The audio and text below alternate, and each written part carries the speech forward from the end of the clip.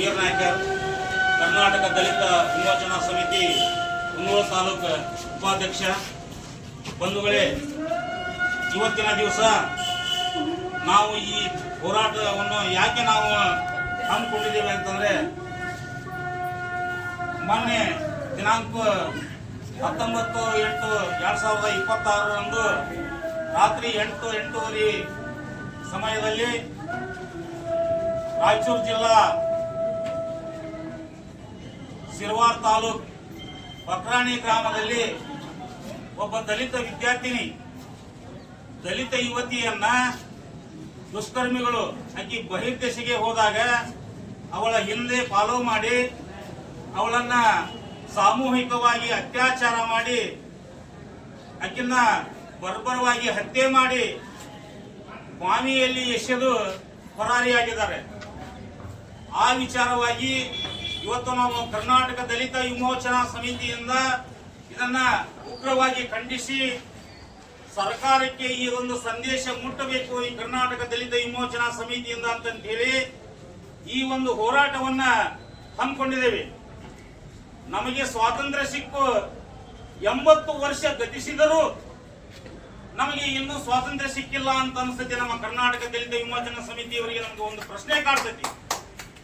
ಯಾಕಂತಂದ್ರೆ ಈ ಮೊದಲೇ ಉತ್ತರ ಕರ್ನಾಟಕ ಭಾಗದೊಳಗೆ ಹುಬ್ಬಳ್ಳಿ ತಾಲೂಕು ಇನಾಮೀರಾಪುರದಲ್ಲಿ ಒಬ್ಬ ಹುಡುಗಿ, ಮೇಲ್ಜಾತಿ ಹುಡುಗಿ ಒಬ್ಬ ದಲಿತ ಯುವಕನನ್ನ ಪ್ರೀತಿಸಿ ಮದುವೆ ಆಗಿದ್ದಕ್ಕೆ ಆ ಅಮ್ಮ 7 ತಿಂಗಳ ಗರ್ಭಿಣಿ ಆದಾಗ ಆ ಹೆತ್ತ ತಂದೆನೇ ಆಕಿನ್ನ ಕೊಡಲಿಯಿಂದ ಕೊಚ್ಚಿ ಕೊಲೆ ಮಾಡಿ ಅವಳನ್ನ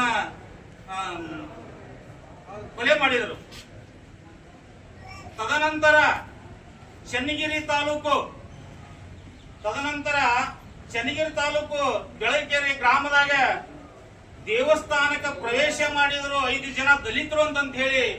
ಆ ದಲಿತರನ್ನ ಕಂಬಕ್ಕೆ ಕಟ್ಟಿ ಅವ್ರನ್ನ ಅಮಾನುಷ್ಯವಾಗಿ ಹಲ್ಲೆ ಮಾಡಿದ್ದಾರೆ ಅವ್ರ ಮೇಲೆ. ಇದು ಎಂತ ಕೃತ್ಯ ಇದು ಅಂದ್ರೆ, ಈ ದಲಿತರಿಗೆ ಈ ಸಮಾಜದಲ್ಲಿ ಬೆಲೆ ಇಲ್ವಾ? ದೇವಸ್ಥಾನ ಕಟ್ಟಾಕ ದಲಿತರ ಬೇಕು, ದೇವರ ಮೂರ್ತಿಯನ್ನು ಕೆತ್ತಾಕ ದಲಿತರ ಬೇಕು, ಪ್ರತಿಯೊಂದಕ್ಕೂ ದಲಿತರು ಬೇಕು. ಆದ್ರೆ ದಲಿತರು ದೇವಸ್ಥಾನದ ಒಳಗೆ ಹೋಗ್ಬೇಕಾದ್ರೆ ಅವರಿಗೆ ರೂಲ್ಸ್ ಕಂಡೀಷನ್, ನೀನು ಅಲ್ಲಿ ಹೋಗೋಂಗಿಲ್ಲ, ನೀ ದೇವಸ್ಥಾನದ ಸಮೀಪ ಹೋಗಂಗಿಲ್ಲ, ನೀ ಅದನ್ನು ಮುಟ್ಟಂಗಿಲ್ಲ, ಇದನ್ನು ಮುಟ್ಟಂಗಿಲ್ಲ. ಯಾವ ನ್ಯಾಯ ರೀ ಇದು? ನಾವಿನ್ನು ಯಾವ ಶತಮಾನದಾಗ ಅದಾವಿ ನಾವು?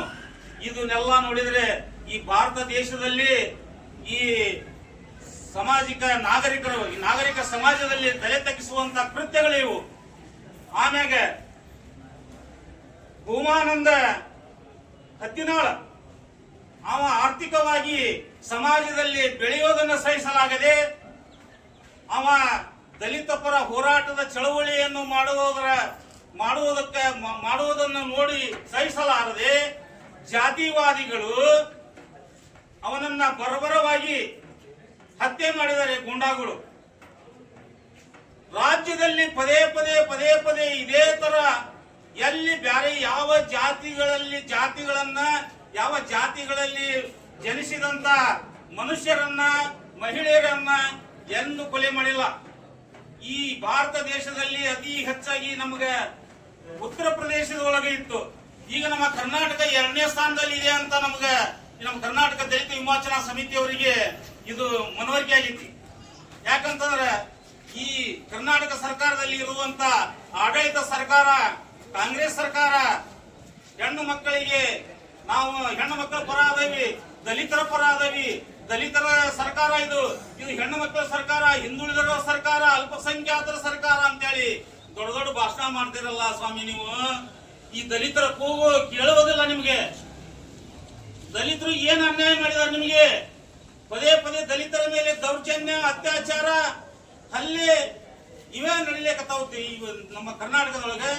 ಆದ ಕಾರಣ ಈ ನಮ್ಮ ಕರ್ನಾಟಕ ದಲಿತ ವಿಮೋಚನಾ ಸಮಿತಿಯಿಂದ ನಾವು ತಮ್ಮಲ್ಲಿ ಸರ್ಕಾರದ ನಡೆಸುವಂತ ಮುಖ್ಯಮಂತ್ರಿಯವರು ಮಾನ್ಯ ಶ್ರೀ ಡಿ.ಕೆ. ಶಿವಕುಮಾರ್ ಅವರೇ ಕಣ್ಣು ತೆಗೆದು ಒಮ್ಮೆ ಎಚ್ಚರದಿಂದ ನೋಡಿ, ನೀವು ಯಾರಿಂದ ಆಗಿರಿ, ಯಾರಿಂದ ಬಂದಿರಿ, ಯಾರಿಂದ ನೀವು ಅಧಿಕಾರ ನಡೆಸ್ತೀರಿ ಅನ್ನೋದು ಮೊದಲು ನೀವು ಅರಿವು ಇಟ್ಟುಕೊಂಡು ಈ ನಮ್ಮ ರಾಯಚೂರು ಜಿಲ್ಲಾದಾಗ ಆದಂತ ಅಶ್ವಿನಿ ತಿಮ್ಮಾರೆಡ್ಡಿ ಚಲವಾದಿ ಎನ್ನುವ ಕುಟುಂಬಕ್ಕೆ ನೀವು ಸಾಂತ್ವನ ಹೇಳಕ ಸುತ್ತಿ ನಿಮ್ಮ ಸರ್ಕಾರದವರು ಯಾರು ಬಂದಿಲ್ಲ. ಆಮೇಲೆ ಆ ಕುಟುಂಬಕ್ಕೆ ನೀವು ಸರ್ಕಾರದಿಂದ ಪರಿಹಾರವನ್ನ ಘೋಷಿಸಬೇಕು. ಜಿಲ್ಲಾಡಳಿತ ಕೊಡುವಂತ ಪರಿಹಾರವನ್ನು ಹೊರತುಪಡಿಸಿ ನೀವು ಸರ್ಕಾರದಿಂದ ನೀವು ಅಶ್ವಿನಿ ಕುಟುಂಬಕ್ಕೆ 1 ಕೋಟಿ ರೂಪಾಯಿನ ಘೋಷಣೆ ಮಾಡಿ ಆ ಕುಟುಂಬದಾಗ ಒಬ್ಬರಿಗೆ ಸರ್ಕಾರಿ ಉನ್ನತ ಹುದ್ದೆಯನ್ನು ನೌಕರಿ ಕೊಟ್ಟು ಆ ಕುಟುಂಬವನ್ನ ಕಾಪಾಡಬೇಕು ನೀವು. ಆದ ಕಾರಣ ನಾವು ಈ ಕುಂದಗೋಳ ತಾಲೂಕು ಕರ್ನಾಟಕ ದಲಿತ ವಿಮೋಚನಾ ಸಮಿತಿಯವರು ಮಾನ್ಯ ತಹಶೀಲ್ದಾರ್ ಮುಖಾಂತರ ಮಾನ್ಯ ಮುಖ್ಯಮಂತ್ರಿಗಳಿಗೆ ಈ ಮನವಿಯನ್ನ ಸಲ್ಲಿಸ್ತಾ ಇದ್ದೇವೆ. ಆದ ಕಾರಣ ಈಗ ಇಲ್ಲಿ ಬಂದಂತ ನನ್ನ ಸಹೋದರರು, ದಲಿತ ಮುಖಂಡರು, ದಲಿತ ಚಳವಳಿಗಾರರು, ದಲಿತ ಹೋರಾಟಗಾರರು, ಚಿಂತಕರು, ಸಾಮಾಜಿಕ ಕಾರ್ಯಕರ್ತರು, ಇಲ್ಲಿ ಬಂದಂತ ತಾಯಂದಿರು ಮತ್ತು ಮಾಧ್ಯಮ ಮಿತ್ರದವರು, ಪತ್ರಕರ್ತರಿಗೆ ಎಲ್ಲರಿಗೂ ನನ್ನ ಒಂದೆರಡು ಮಾತನ್ನು ಹೇಳಿ ಮುಗಿಸಿ ನಾನು ಈ ನನ್ನ ಮಾತಿಗೆ ವಿರಾಮ ಕೊಡ್ತೇನೆ. ಜೈ ಭೀಮ್ ಬಂಧುಗಳೇ.